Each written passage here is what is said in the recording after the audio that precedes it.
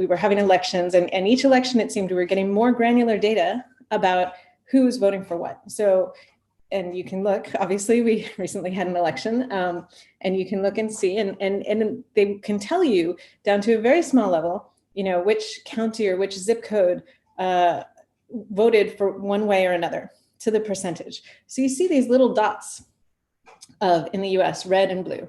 And so those represent people who have probably pretty fundamentally different ideas about what they want out of their government. And to me, it became very frustrating to think about how we're sort of all glommed together into this massive country for no particular reason, with people who have very different ideas about what they want and keep going back and forth. So, you know, I started to imagine what it could look like with a couple of different changes. If instead of worrying about territory and landmass, which honestly in today's economy is really not so very important for a country's economy or status in the world, instead of that, if we thought more about population, and if we narrowed democracies down to a much smaller size, and were much more flexible then in the choices that we had in government, what that would be like. And I wasn't trying to create a utopia. I was trying to, again, both reflect on the world that we live in and see how things might be different, and, you know, put out a sort of proposal that I didn't think would work perfectly, but I thought would have some interesting points to it. And then I had the information, this vast bureaucracy that manages all of the information access in the world. Because of course I was very frustrated with information and misinformation the way it stands now in the world. So that's where it came from. And yes, I just want to repeat at this point, after having gone through all that wonky stuff, katanas, flamethrowers, throwing stars, chase scenes, fights, romance, definitely. So yeah, it's also, there's some fun in the book too.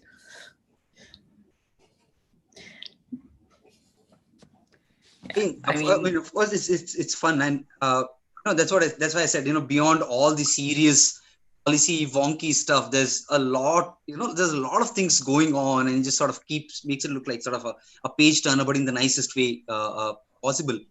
So, of course, people have described it as a political thriller. I mean, there's shades, stylistically, there's shades of cyberpunk and all, but the world per se, I mean, you mentioned the word utopia, right? Mm. So I've seen people look at it from both sides. Some people say, hey, listen, this is sort of dystopian. Some people like, hey, listen, this is utopian. But then I've always said that in every utopia it depends on, you know, who it is a utopia for. If it's dystopian, who it is a dystopia for. So the world of Infomocracy and of the Sentinel Cycle, I mean, from your perspective, I mean, like you said, you are not trying to create a utopia, but practical and sort of pragmatic. Given these are terms that are bandied often, and, you know, people use it as shortcuts, where do you think it would fall? What's the ratio? Well, I think what you said is such a good point, that, you know, when we call something a utopia or even a dystopia, it depends who you're talking about. Because if we think about even the most famous dystopias, there are people in them who are doing very well for themselves. And so that's, you know, fundamental, because I think what we are attempting to do in the world for the last 3 centuries or whatever with democracy is to try to even that out a little and say that, you know, we have to find something that works out more or less for everybody, or at least for a majority. And obviously it's not working perfectly. There's some big problems with that. Part of it being that majority bit. And there's a lot we have to work on, but it's, you know, it's still the way that we're trying to push towards something that's more equitable in how that utopia dystopia balance goes. But in terms of my book, personally, I think it's a very hopeful book. I don't think everything about the world I describe is better than where we are now, but I think quite a few things are. And mostly what I think is hopeful about it is that all the main characters pretty much are working towards a better world, even if some of them disagree on what better means, and disagree quite seriously with each other. But, you know, that there are people who are really engaged and for whom it is their job. They are paid to try to make the world better, try to make democracy work better, try to make governments work better. And so for me, that's very hopeful. But I will say quite a lot of people have said that the book is dystopian or terrifying. It's been on a lot of best dystopia to read after you finish binging Black Mirror, etc. type of lists. Oh yeah. So, and I think, I think partly that has to do with the surveillance aspect, because information as this massive information management system, it does, there are cameras in pretty much all public spaces, not in private spaces, not inside homes, but in pretty much all public spaces. And all that video is available to everyone, not to mention everything else like search result data and so on. And I think people react to surveillance. There's sort of like a knee-jerk connection of surveillance to dystopia because of 1984. And certainly, like, I don't think surveillance is ideal, but when people bring this up, I tend to point out that the level of surveillance in the book is actually not that much more than what we see today in quite a lot of places.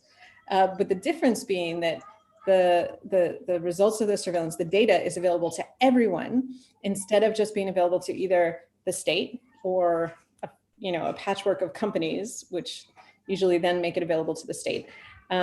So I think that there's some really important issues there in terms of who has access to the data and how it is used beyond just the simple fact of the data existing. I mean, it's a very good point, because I mean, one of the reasons that we shy away from giving out data is you don't know where, who's going to have access to it. You don't know how much of you is out there. And I think Infomocracy came out and I think one of the reasons why people look at it as dystopian and all is the fact that Infomocracy came out in 2016, just as the elections were happening. And the fact that, there was a whole Cambridge Analytica thing that came out and how they were trying to sort of quote unquote hack democracy, right? And the parallels between that and the information, right? We're sort of, between Facebook and the information or I mean, they exist in silos now, but whereas information is a monolith. So a lot of it, I'm sure, is coming from there, whole hacking democracy bit. Yeah, I think so. And I mean, the book came out in the summer of 2016, but all of those issues of fake news and manipulating information for democracy have been around longer. I think they really smashed us in the face in 2016. And there was a level of organization there, I think, also that got higher. But, I always remember the 2004 election in the US, there was this perpetration of a fake news story that was probably influenced the result of the presidential election and was so pervasive at the time. It was about John Kerry's service in Vietnam, and it was a bunch of people who'd been on a swift boat. And it was so important at the time that it became a verb. So people would say to swift boat someone. And then it disappeared. It was, it happened in 2004 and blah, blah, and then the election was over. There was no way to dispute it. We still, I think this is one of the things globally in democracy that we need to start thinking about is, what do you do? How do you evaluate something that is unfair in an election? Does it matter if it's domestically perpetrated or foreign perpetrated? Does it matter if it's, automated with bot farms or if it's individuals? And is that something that we need to deal with in our elections? But it just, after that happened, it just sort of disappeared. And then we were all shocked all over again when we returned to fake news. And so, it is something that has been around for a while. It's really scary. It's one of the things, honestly, that I was trying to sort of solve with information. But as soon as I came up with this idea of, a single source that people would believe in for information, it was also immediately obvious to me that this was an incredibly dangerous and terrible idea, of course, because as soon as you have that source, if it gets corrupted, then, you have no recourse. Part of the power that we have is having lots of diverse viewpoints. But as we see, in most of our information environments, the majority of those viewpoints and the ones that are the most powerful and the loudest have been corrupted. They're very much, it has to do with the economic structure of the corporations that run them. And it has to do with the number of outlets that a single corporation might control. And it has to do with the structures of how we see news and what makes people look and where they get their money. So there's lots of reasons why we have these problems. Diversity of news source is not solving them. And so I wanted to look at what it would be like with the single news source, knowing that there was this huge element of, possible corruption and certainly possible skewing that would go into that. But think about, what it would look like if instead of having very limited choices in our government and tons of choices in information, we had, one mostly choice for information and lots of choices for government. Yeah, I agree. I mean, the same news can be interpreted in multiple ways, right? Depending on how you come, and even down to what we call quote unquote, analytics and all that sort of thing. Like they say, there is lies, damned lies, and statistics. One of the things that you spoke about is like to choose between who rules us or who forms the government and all, which brings me to the parties in the Sentinel Cycle, the heritage, and of course I'm policy first, which is your favorite, and I like this. They're that policy first, leaders later. Yeah. Right. So can you just, for those who not, I could go on, like I said, but then I'd like our participants to hear it from you who not read Infomocracy about policy first and what policy first and leaders later means. Sure. So yeah, I had to come up with a lot of different ideas of governance, which was actually a lot of fun.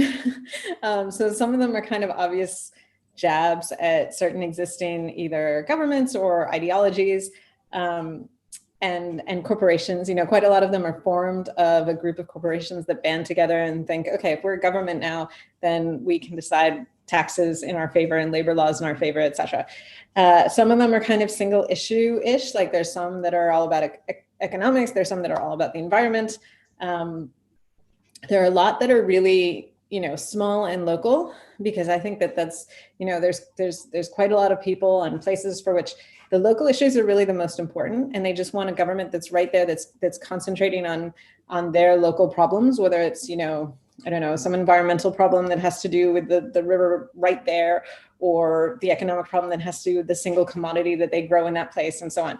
And there's some of them that are quite interest-based. So like I came up with a Hello Kitty government, which is all about like cuteness and anime and people having fun with that. And, that's great. They have a good time. And there's, there's also a Rastafarian party. Of course. I mean, there has to be, like, that's the thing. I think we have, and if we think about the different ways that we have allegiances beyond our nationality, I mean, Facebook is one model for that.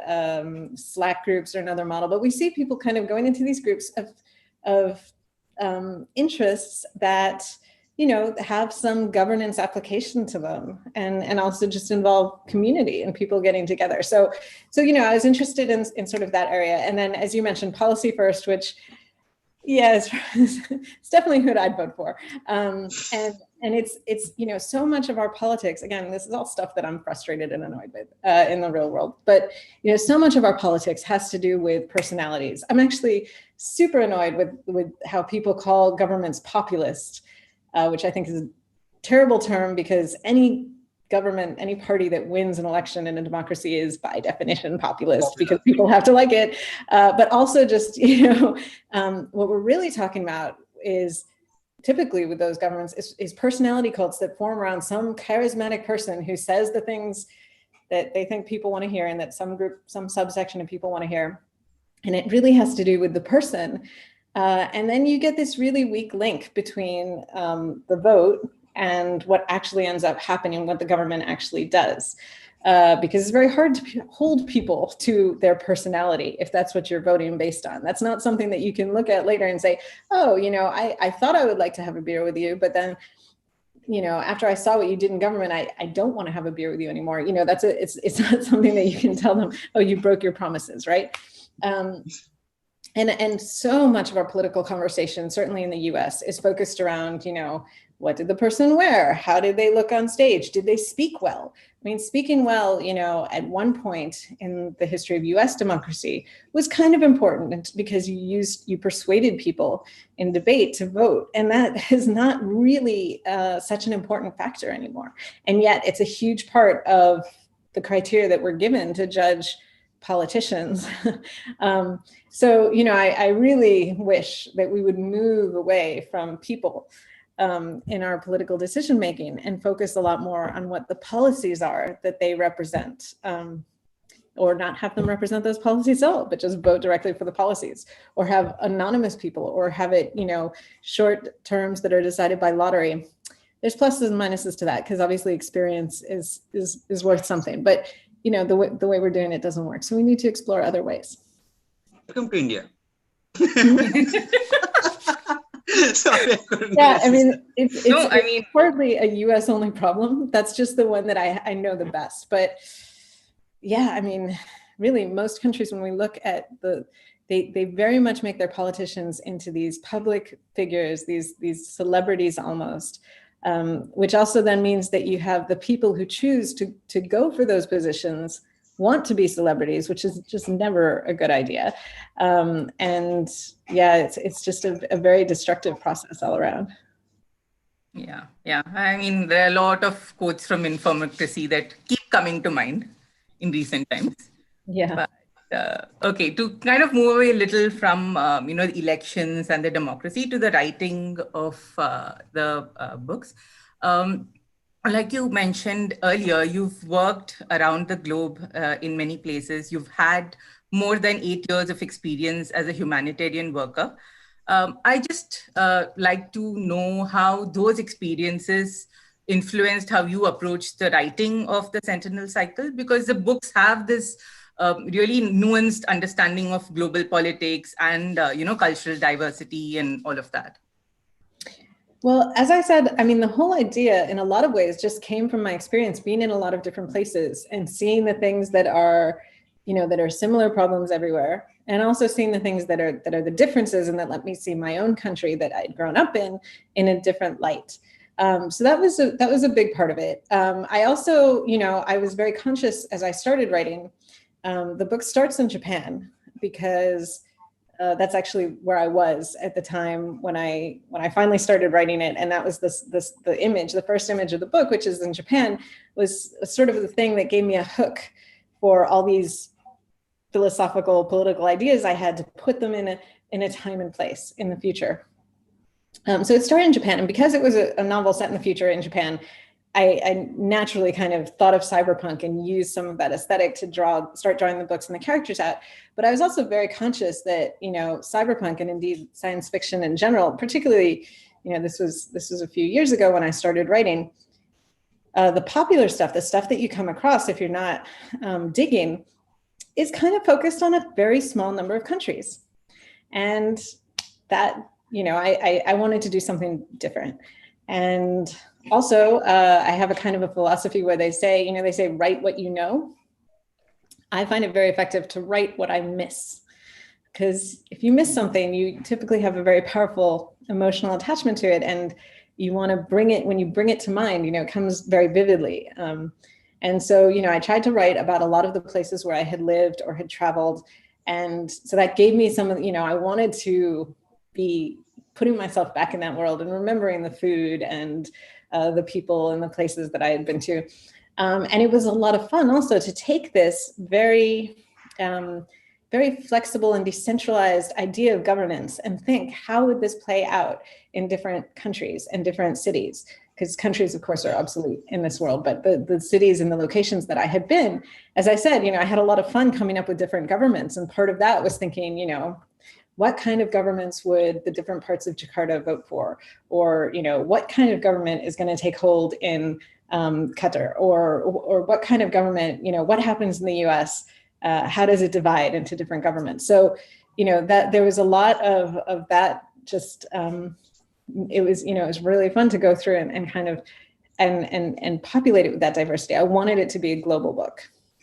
No, I sort of remember how the idea of the Sentinels sort of resonated and sort of sparked off a lot. When I did the giveaway of Infomocracy, one of the questions, the question that I asked people who want to participate in the giveaway of Infomocracy was, what would Indian Sentinels look like? Mm-hmm. And it was such fun to watch because people were like really engaging with the idea of Sentinels, and had some really fun stuff like people saying, the Manahalli's Sentinel is fighting with the BTM layout Sentinel over Silkboard toll taxes and, who owns the traffic jams. But I liked how, sort of they were taking the idea of the Sentinels and sort of applying it to what we have. And there was this the Sentinels were, it was sort of very feminist and all of that. So it's an absolutely great idea. There's so much you can do and play around with it. I really just think it's such a shame that in most countries, in all countries, we're so limited in the choices we have in government, when in fact there's so many more, inventive and interesting different ways that we could go in how we organize ourselves and how we govern ourselves. So yeah, it was a lot of fun to think of that. Right. Other thing that was also interesting to me, which you introduced in the Sentinel Cycle, was the idea of narrative disorder. Mm-hmm. Right. I mean, Mishima suffers from narrative disorder, where she seeks narratives and stuff like that. And you had the short story also called Narrative Disorder, in which, it's treated as a condition and it's diagnosed. And people who have narrative disorder sort of, have to engage with sort of not just created content, they turn reality into a narrative, try to jump to their own conclusions, and, sort of their minds being wired so much with all the information that we're getting by Twitter, this, that, WhatsApp, and you can't, distinguish sort of sometimes fake news from fact and stuff like that. And I remember in my interview with Bruce Sterling, he told me that, fake news is actually design fiction. Mm-hmm. Yeah.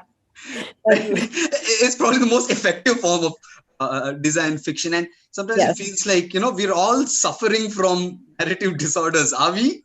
Yes, we are. I mean, in my conception of this, we are all suffering from narrative disorders, but it's a spectrum. So we're on different parts of the spectrum, depending probably on kind of our inclination for fiction. I personally am very deep in narrative disorder. I have a severe case, which is why I, either came up with it or named it, depending on how you want to think about it. But narrative disorder has two sort of symptoms or parts of it. One is an addiction to narrative. And I think most of us, like, if you are at a book club on a Friday, you probably have some narrative disorder.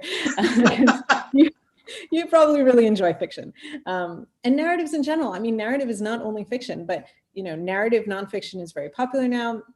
And we see narrative techniques being used in news stories. And oh my gosh, like when you look up a recipe online, you have to read through how many pages of narrative before you get to the actual recipe about, the person's grandmother who gave them the recipe and when they found it in the book. And this is all narrative. Like we're now in a place in our society, like culturally and in many of our societies, because culturally where we just love to have stories. And like I said, I am supremely guilty of this. Like I have my overdrive queue from the library. I have all these books on hold and I'm constantly looking for more books. And it's also, it's a bit ironic because there are more stories available to us than we could possibly get through. I mean, only Netflix, only what I can get out of the library on my Kindle. It's immense. And yet we are still always looking for the new thing that's coming out and, the sequel from our favorite author or the new movie that's had a lot of hype or whatever it is. So, it's a really interesting dynamic, I think. So that's the one side. Then the other side is that as you keep ingesting these narratives, and particularly if you kind of ingest them through one relatively narrow cultural framework. Okay, so if you always watch Hollywood movies, and if you always watch a certain genre of Hollywood movies, you're going to start to, your brain gets accustomed to those patterns. That's what narratives are for teaching our brains things. And you're going to start to see those patterns places, sometimes where they don't exist, and sometimes where they exist because other people who are stuck in that same groove are enacting them somehow into the world. And so it's a double-edged sword, I guess, for Mishima, the swordswoman, for this character who I have who has a very severe case. And, sometimes it helps her and it gets her to these amazing insights because she knows the narrative beats that are going on. And sometimes it can be tricky because she expects a narrative type pacing or beat or storyline that isn't there because it's the real world. And the real world doesn't always have those sort of neat pacing and beats and closure and things.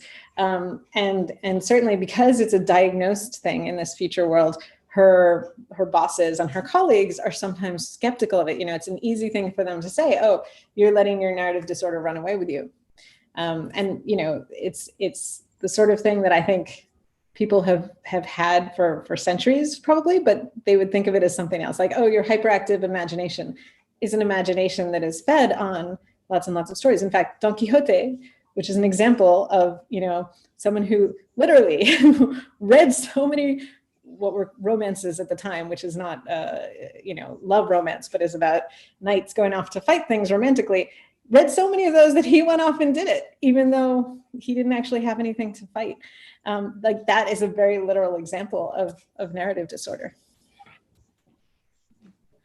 I must say about the narrative disorder, it was one of my favorite parts in the book for very, very obvious reasons. But also, like you mentioned, the people around Mishima, are wary of the narrative disorder, and, they use it sometimes to dismiss some very legitimate concerns and ideas of hers. But she knows that it's her superpower. So, I really liked that it was a very affirming and positive representation of neurodiversity, and so thank you for that. But yeah, I mean, as I said, it's very much me. and I was, as I wrote it, I was thinking about how we have these different ways of looking at things, and depending on what's going on societally and culturally, they get diagnosed as a disorder, or they get put in certain boxes, or they get ignored and people just kind of deal with them without having a name to put on it. And so, yeah, I was definitely thinking about that dynamic as well. Thank you so much. Moving on to some of your other work. So, I mean, you have your collection of stories, which is And Other Disasters. You have stories in magazines like Tor, The Slate, and most recently in Constellation. I'd like you to tell us a little bit more about those. But before that, there's one particular story of yours, Tear Tracks, which, connecting to what you were speaking earlier about, the cult of personality. I mean, this particular story, Tear Tracks, it really beautifully explores how vulnerability and pain can be strengths. And more importantly, it speaks about how leaders themselves, it's essential for them to be vulnerable and open about their vulnerabilities. And, in what the trend we're seeing worldwide is to elect people who project this very different idea of strength, which is almost very toxic. So, could you tell us a little bit more about what made you write this story? Why did you think this was a story to tell? Yeah, absolutely. And I'm also going to put just a link to my my website with the list of publications there, because that has the links to all the free stories. So if anyone hasn't read this, they can find that story from there. Maybe you can put it in the YouTube as well. So yeah, this story, I knew someone a little bit, and they had something really terrible and sad happen to them. And they dealt with this with a really incredible amount of grace. And it just made me think about how little we value that, and how little we, in particular, value that sort of character that allows someone to deal with such a situation, and grow from it, and respond to it, and remain dealing with other people.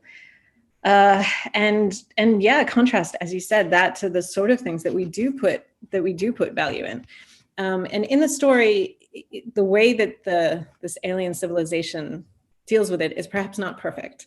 Like, they're very focused on the thing that happens to the person, as opposed to the way that they respond to it, the way that they, what it does to their character. But, for me, I think that's very typical of humans, perhaps more than aliens. We don't know if we're aliens, but for us, the stories are about us, really. And it's very typical about how humans will take some kind of value or criteria, and because it's difficult to evaluate that, go to a proxy variable, right?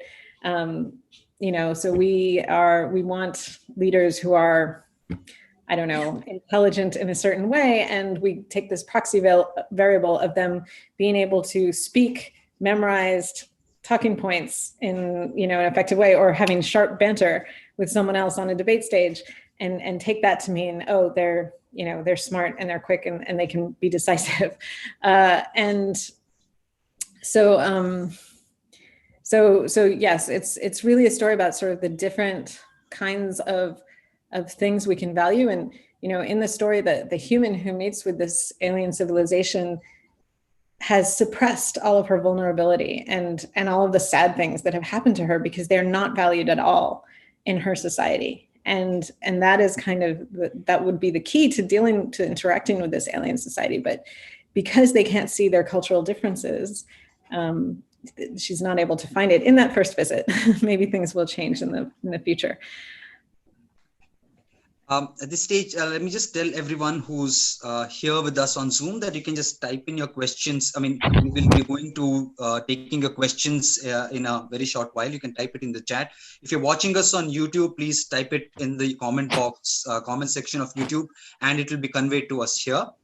One last thing before we get into the Q&As is I wanted to ask you, Malka, about the course that you're teaching about predictive fictions at the ASU. I mean, we've always known, science fiction, most people say, okay, this novel predicted that, but we all know that the writer was just extrapolating and it just happened to come true. But you can't deny that there is a sort of a feedback loop between sort of science fiction and technological fact. And I saw the syllabus that people have been informally following and reading. I found it very fascinating, how you sort of creating these frameworks to look at future studies and all of that, what you call predictive fictions. Could you just tell us a bit about, how you're going about it and what the outcome is, what the experience of it has been teaching the course and how science fiction lends itself to this,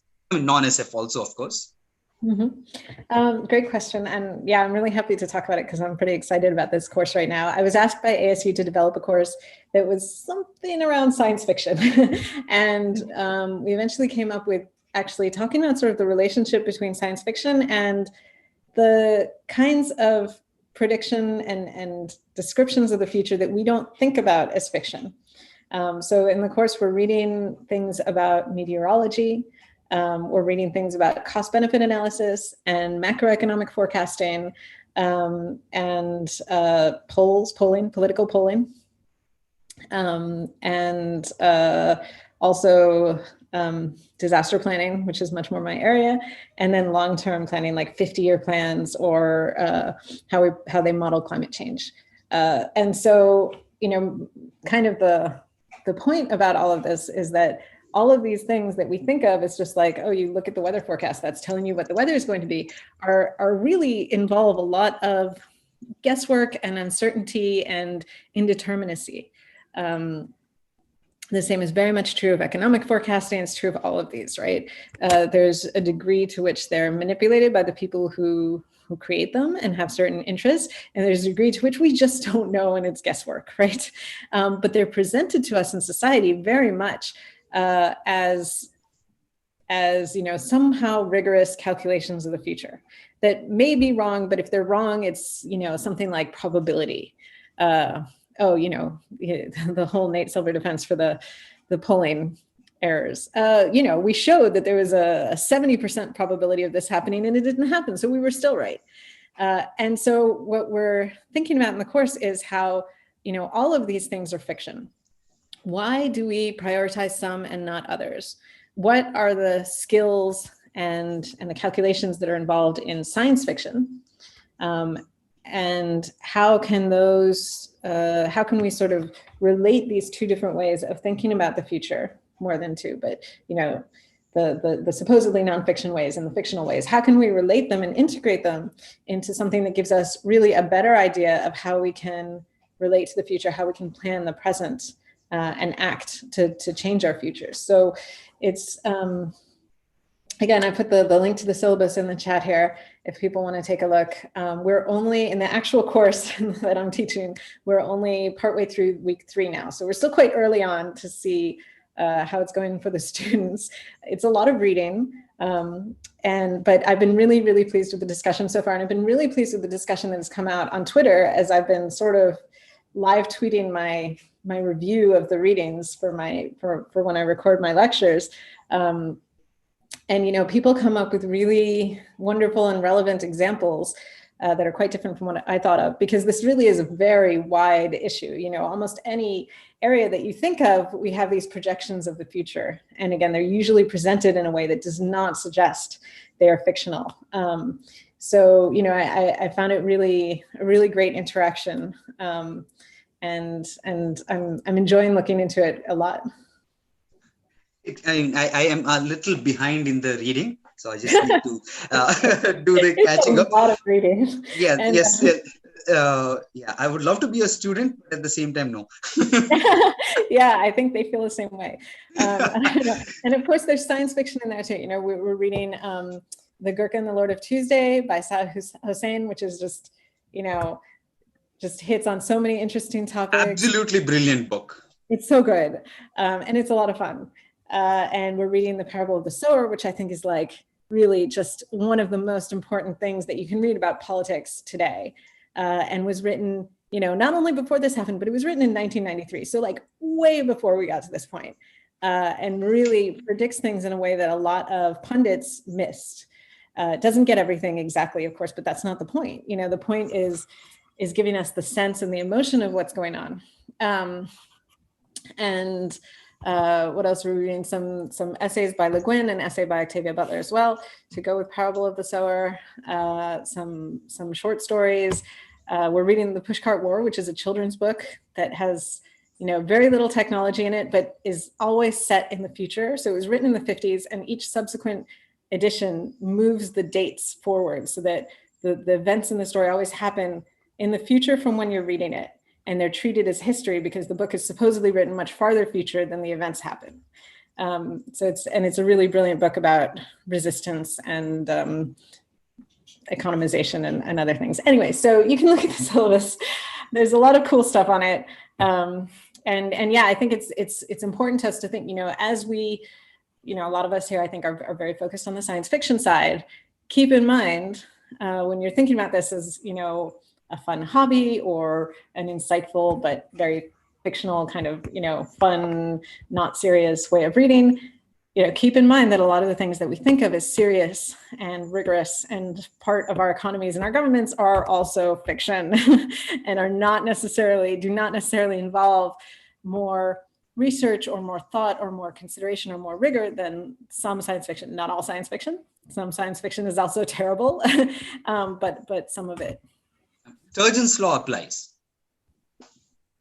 And some of the best fiction you will find is in election manifestos. So also yeah.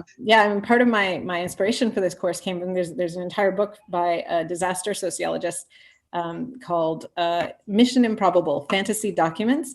It's by Lee Clark, and it's all about the planning and contingency plans, mostly by industrial companies, about what they will do if there's an accident. And he just goes through and absolutely dissects them in terms of how they're totally unrealistic, totally fantasy. It's not comfortable reading, but it's very good. And so, yeah, it's really, this is everywhere. This is, you know, a lot of the stuff that we are told to take very much at face value is fiction. And so you need to treat it in the same way that we treat fiction in terms of thinking about who is writing it, you know, how is it structured and built up, and what are they trying to get? Okay, so we'll take questions. Before that, one comment. Gautham Bhatia comments that one SFF reader and writer has titled their Twitter handle "Narrative Disorder" in honor of Infomocracy. After this, we'll go and find out. Pacific Leo says on YouTube that an anonymous leader is a novel idea. Never heard of it before. The reference to policy first, and asks a question. Your description looks very similar to Sovereign Individual. Was your work inspired by that? Did it take anything from the work Sovereign Individual? First, just to comment on the anonymous leader idea, I also have a short story which you can read online, which is kind of goes more into that idea. It's called Candidate Why, and you can find the link to it on that page that I gave you, or you can Google my name and my WordPress site, and then you can find it. And no, actually, I have not. Is Sovereign Individual a book or a? Yeah, it's a book. It's a book. I haven't read it, so no, but I will say, like, there's a number of books that kind of look at these ideas of the different ways that we could be structuring government and our allegiances. Ada Palmer's Terra Ignota series is often mentioned with mine. Also Elliot Pepper's Analog series, which are both great. So if you like mine, you know, those are other books to delve further into these. They're different, but they deal with a lot of the same issues and concerns. And I think there's really a feeling around that this nation state system that we've been in for a couple of hundred years, not really that long, in terms, you know, civilizational terms or societal terms, or definitely not in all of history terms. It's kind of cracking at the edges, and we need to be thinking about what comes next, and hopefully, you know, managing that transition in an intentional way and not just sort of falling into whatever the power structure is set up for us. Sorry. Okay, that was a long answer. Go ahead. No, that's good. It's always good. So one of the things about Infomocracy was the fact that there are nation states are no more, right? But almost no more. Yeah, almost no more. There are a couple left, as we see mostly in book 2, and a little bit. Yeah, the stragglers. Yeah. Right. Which brings me to a question that Venkata Subramanian CV has asked, saying, you know, nationalism, example in India, has been used as a way to unite diverse set of people of different ethnicities, religions, and language into sort of a common union. In such a scenario, can microdemocracies be counterproductive? If they do, will it not lead to further divisions and complications instead of unifying people? Yeah, I think that's a really good question, and it's definitely an issue. It is something that I deal with somewhat in the book, like in Infomocracy, the first book. You definitely see how a lot of these things are underlying, and these divisions kind of make it easier for fake news when it comes out, and other types of sabotage to manipulate people, because they can just grab that demographic all in one chunk, right? And I also get into it a bit more in the third book, where there's some sort of explicit discussion of whether information should be limiting the types of government, and, for example, not allowing white supremacists to form a government, even if they're in the majority. Like, do they limit this, you know, beyond basic human rights, which they have, and beyond some sort of environmental minimum standards, which they put in between the second and the third book? Do they do that? And so I have a couple of answers to that. One is, yeah, I mean, the system is not supposed to be perfect, right? So there is this problem, there's this flaw. One way to think about it is that, and you know, one way that I sort of thought about it as I was writing it was that, you know, I think that those governments that focus so much on nationalism around specific identities as their reason for being are not going to do very well as governments. And so with these sort of very clear delineations between different governments, and lots of information about what's going on in different governments, and also typically very free immigration between different places, those governments are going to shoot their shot and go extinct, hopefully very quickly. Is sort of the hope behind it, but it's a tenuous one, because we know that you know, we have centuries of people using that type of thinking in very seductive and problematic ways. So I don't know if that's enough, which is why, again, in the third book, we come around and have this discussion of information. You know, information is not only this information management, they're kind of the organization that lays down the rules for how this government works. And the rules are, you know, they're pretty slender. Mostly it's decentralized, and it's up to the Sentinels what they do. But there are a couple of rules about what they have to follow if they want to participate. And, you know, it's debating, do we include this? And if so, how do we manage it? But, you know, I think that it's one of the issues that keeps evolving. When we moved from, you know, when we moved into this nation state system, right? There was this idea of nations, like groups of people that were the same in some kind of way, fitting into geographical areas. This is obviously never going to work, because people move, and ideologies change, and borders change. But it had this ideal, which has caused all sorts of terrible problems and misery for the past 150 years all over the world. But then we also got to this place where we had sort of new countries, in quotes, because of course they were taking over other people's land, but they were countries that were formed without a ethnic basis of people who live there. So if you're France, you can be like, okay, people who speak French in some version or other should be within our borders, and everyone else we can decide to kick out or call them visitors, and we're going to make sure our borders line up, and we're going to fight with Germany over these areas that are bilingual, and then we'll figure it out, and we have our French, inherent Frenchness territory, right? But then if you start a new country taking over other people's land in the United States or Canada or Australia or South America, then you're dealing with something different, where you don't have that group that you believe is inherently attached to that land in some way. And you have to come up with other reasons. And so now we have this weird phenomenon of nationalism that's not really tied to any inherent characteristic. It's mostly tied to where people are born. And yet we also have immigration processes. So like sometimes it's tied to where they choose, but only in certain cases. And, you know, to me, it's a real problem, but it's also kind of very slow half step away from, you know, if we can sort of get people to realize that the random place you're born is really not a good way of deciding who's exceptional or who's on your side or whatever, then that takes us a step further away from these ideas of, you know, ethnocentrism or religious or whatever other grouping of people based on inherent characteristics that they can't change, and sort of takes us a little bit farther from that in group ad group. So I think there's like this slow moving away, and in the books, the people in, you know, the higher ups in information who are sort of behind this whole idea, they're hoping that the Sentinels will gradually pull people further away from those old allegiances. But it definitely hasn't happened yet. And there is the risk that instead they become more ingrained in smaller groups. So yeah, again, a long answer, sorry. No, that's good. I mean, what you said actually reminded me of the classic Tom Gold cartoon about us versus them, you know, built on sort of nationalism and national pride, you know, our enlightened people, their barbaric hordes. Yes, exactly. And our glorious leader, their tyrant. And it's the same people depending. Okay, this thing, right? Exactly. The more we can get ourselves to sort of lift out of where we are, you know, the closer we'll come to that. Dr. Older, there's a question again about tier tracks, which I want to ask because it's a perspective that I never thought of. But Ujjwal asks a question I had about the short story tier tracks.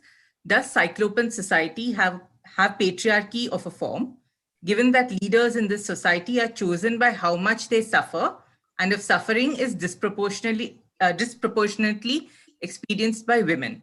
And he quotes, "They do appear to be mostly female, though Fleur counts 3 faces of the 38 that scan to her as male. It might point to major differences in their traditional gender roles."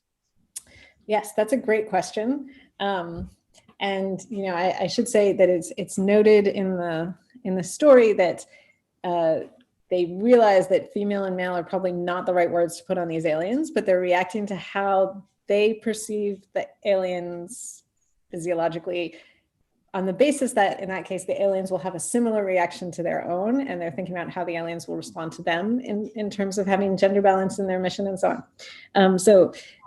But I think it's an interesting question. I'm inclined to say it goes the other way, because I think that, you know, we have lots of characteristics in our criteria for leadership in our society that in fact are more predominant among people who are marginalized one way or another, but those people still don't get more chances at being in power. So my suspicion is that, in fact, some women, you know, the people that read to the humans as female in the society are somewhat dominant. And so even though the suffering of the types that are described in the story are more or less evenly distributed, the females have more chances to take on leadership roles. But I think that's a really great question and a really great unpacking of the story. Right. Gautham Bhatia asks, do you think SF needs to take political economy more seriously than it does at present? Yes and no. I mean, I kind of think that people should write what they want to write, and not everyone needs to have political economy as one of their specializations or obsessions. I mean, I think there's plenty of great SF stories that are, either focused very much on the sort of individual relationship, domestic, smaller level, or just have a very different interest in what they're trying to do. So on the one hand, no. On the other hand, I find political economy really fascinating, so I'm always interested to read new takes on it. And I think certainly, our economy and the ways that we run our politics are one of the things that's most, ingrained in our society in the way that, as Ursula Le Guin noted, make it very hard to imagine things running in a different way. And so that means it's also very, very important that we have people who think about how it could be different and present those in plausible narrative formats so that we can more and more imagine something different. So yes and no. I don't want to tell anyone else what to write, and I don't want to tell anyone else what to read either, except to read widely. But so yeah, yes and no. I mean, I think there are some examples that have done really interesting things with it lately, but there aren't that many science fiction novels about democracy, as I know, because I've been asked to look. There aren't that many novels at all about democracy, actually. Yeah. I think because we kind of consider it right now the apex of governance, and that's a problem. We need to keep making it better, which is why I think it's a fertile narrative territory. And there's some about economics, but there could be a lot more done with it. So nobody has to, but I'm always interested to see those who do. Right. I think a connected question is there from Anushri, who asks, is there some sort of science fiction or fantasy you wish would be written more of? Again, I think people should write what they want to write. And mostly I'm interested in reading stuff that I haven't read before. So I don't know what that's going to be necessarily before I see it, but I want to read stories by people who have had very different experiences than I have, and therefore come up with totally different things than I would ever come up with. Because if I could come up with it, I don't necessarily need to read it. But there's so many different ideas out there. And there's so many people who have just, either really bizarre or just really make sense in ways that I just wouldn't have thought of, really are put together that way. So yeah, mostly I want to read stuff that I haven't read before. There's certainly some themes that, I notice being missing. That there have been a couple of anthologies, I think, that were about things like pregnancy and parenting in the future, which is something that you don't see a lot of in science fiction, which again, doesn't mean it needs to be the whole story or book about it, but that part of life tends to be missing. And gosh, I think there's a lot about, we have a lot of things that have singular heroes who are exceptional. And I kind of like to see things about groups that work together. I don't know, there's a lot of difference. I just want to read stuff that I haven't read before. So yeah.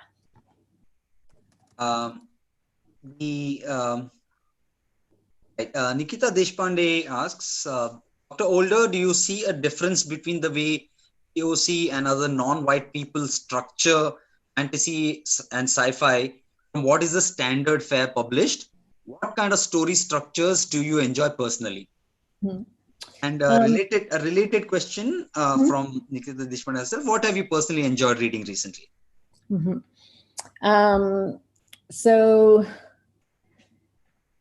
yeah, I mean, I think that particularly in the US, and I mean, for me too, I see the gap really, like publishing is not great, but publishing is still a lot better than movies. And so I think you can see the gap between what gets published and what doesn't, but it's hard to see sometimes what doesn't. You can really see the gap between the books that get published and the movies that get made. And so if I look at kind of the standard structure in movies, it's a little bit, what I was talking about. There's that one hero who's usually in a certain demographic and is usually really annoying in one or another way. And the violence works out in certain specific ways, and like, yeah, they're really annoying. So I think that yes, people who have been othered in one way or another in the society that they live in tend to have a very different perspective on what the future looks like, what the present looks like, how stories can be told, what is heroic and what is not. And I would certainly like to see more of those kinds of stories, because as I said, I don't like reading stuff that I've already read or seen movies that I've already seen, even if they're dressed up with different CGI and a different, supposedly attractive actor or actress in the lead role. I still know what's going to happen. So I'd much rather read stuff that's very differently structured. And what have I personally enjoyed reading recently?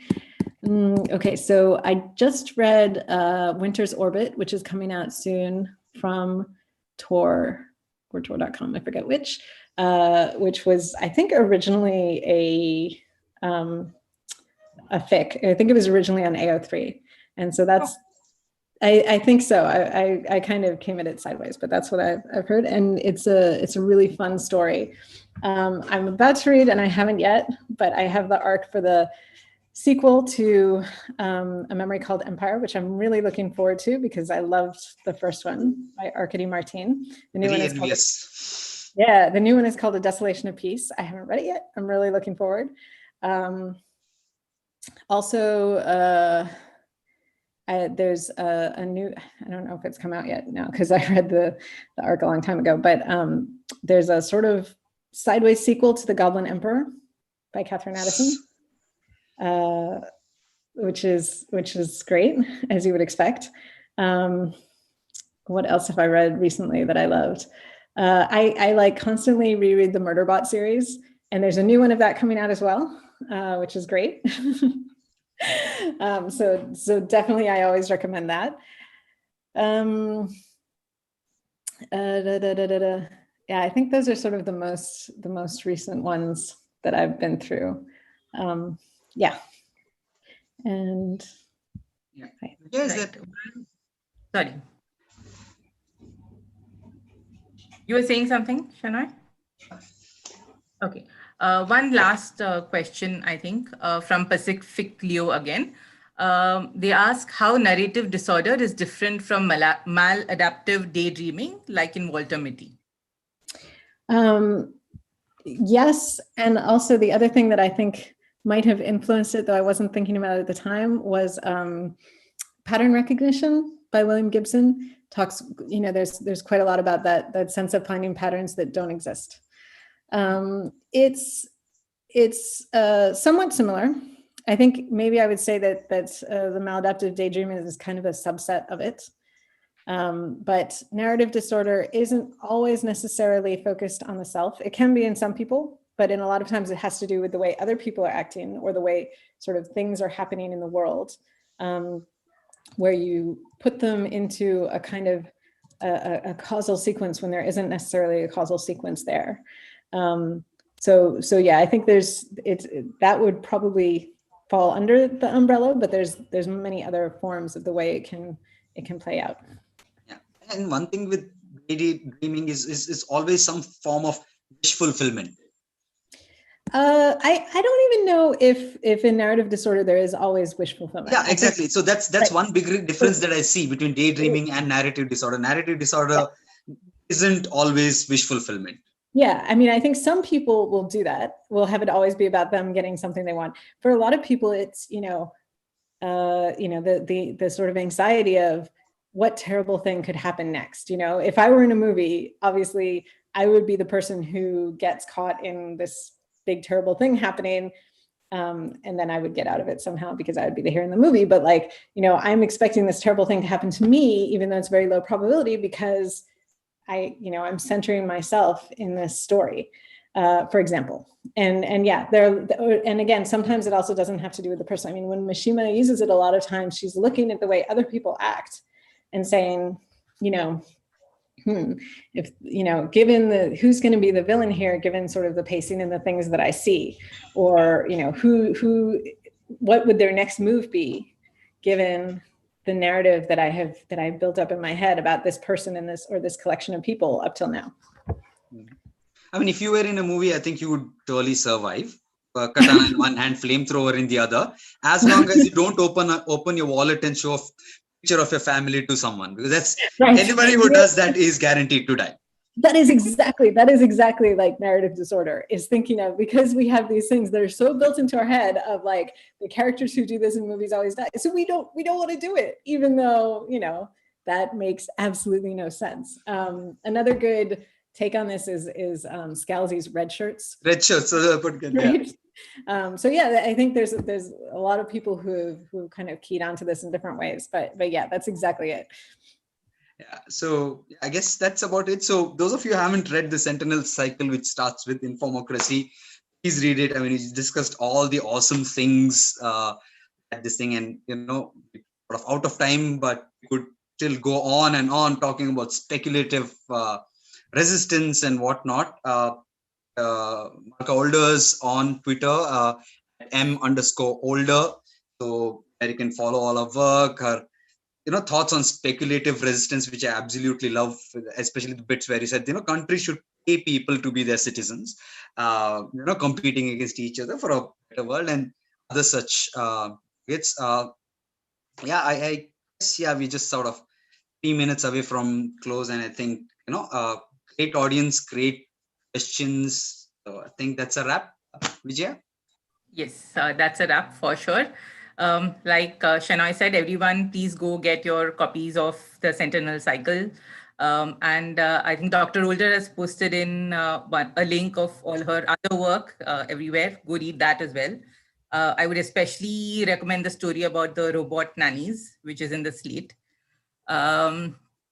So thank you everyone for joining in. You've been a great audience. Thank you, Dr. Older, for giving us your time today. This has been a fascinating discussion, and I wish we could go on longer. Thank you to Hasgeek and Jyotsna and everyone else for all the support. And yes, we'll see you again for the next session of the Untitled Insight Science Fiction Book Club. If you have any suggestions for what we should take up next, do let Shenoy or me know. Okay? Thank you. Thank you so much for having me. It was such a pleasure. Yeah, I would also again like to reiterate that thanks, Dr. Older. It was fabulous. Thanks for agreeing to come. Thank you, Vijaya. Fabulous. Thank you, Shenoy. Yes. And thanks to all the participants, the Untitled SF book club, and thanks also to Zainab, who was the moving force behind all of this. The Untitled SF book club, we have discussions the last Friday of every month, usually at 7 p.m. or 7:30 p.m. IST. Please join us for the next one. And I guess that's it. Long and prosper.